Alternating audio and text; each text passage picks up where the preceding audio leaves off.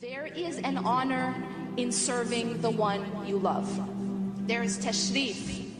And it is only once that love is gone or weakened that serving that person goes from being an honor to just being a burden.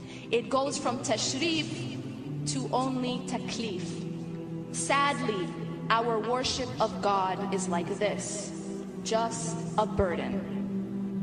We don't pray to seek refuge from the storm of our lives. If we pray at all, we do it to get it out of the way. Or maybe because our parents won't stop nagging until we do. Somehow we have forgotten that if we don't pray, we harm no one. Not Allah, not our mothers, not our fathers. We harm only our own selves. You see, on the day of judgment, every man and woman will stand alone in front of Allah. And there is nothing that anyone can do for you except by the permission of Allah. On that day, a mother would be willing to throw away her own child just to save herself. Please understand the reality that we have forsaken because we are so caught up with our phones, our apps, our friends, our parties, our highs. We're so caught up with the cute guys and the pretty girls. Please understand that ignoring a reality does not make it any less real. It's still going to happen. Being unprepared for something doesn't stop it from happening. If you choose, for example, to stay up all night partying, instead of studying for your final exam, it doesn't mean that the final exam won't happen. It still will, and you only end up failing. If we spend this life just partying, pretending that the final isn't coming, it won't stop it from happening. Nothing will stop death. Nothing. Nothing will delay.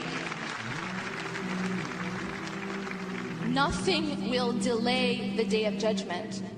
Like that final exam, the question is only, are we prepared? Or are we too busy playing? Imagine for a moment that a news reporter tells you that a huge storm is coming. Imagine that you're told that unless you seek shelter, you and your family will be destroyed. What would you do? If we really believed that a storm was coming, we would run to shelter, right? Only a person who didn't believe the forecast would continue playing, ignoring the countless warnings.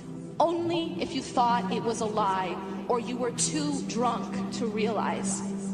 Only if you didn't really believe or you didn't really understand. But how could someone really know that a storm was about to hit and do absolutely nothing to protect themselves and those they love? Would anyone say, I'm actually too busy hanging out right now. I'm too busy on my phone or on Facebook to run to shelter. I'd rather check out this guy's profile than protect myself from the storm. No one would say that. And yet, every single time we put off our prayers, put off wearing hijab, put off giving up dating, put off leaving our poisonous bad company, put off abandoning alcohol or smoking or pot or pornography, that is exactly what we're saying.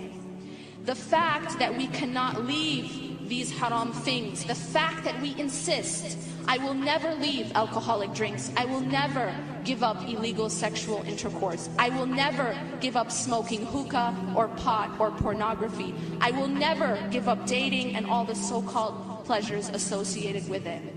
The fact that our worship has become only a burden is a sign that there's a problem internally. إليكم أهدي فرحا في الروح يلبي آمالا أنتم فيها غيم يسقي وجداني. فلكم طال الجهد وكم قاسى قلبي وتعلم حتى فاح الروض ولاح المجد على أوطاني. أعواما مرت عشناها أياما لسنا ننساها واليوم نلبي لنداها بشهادات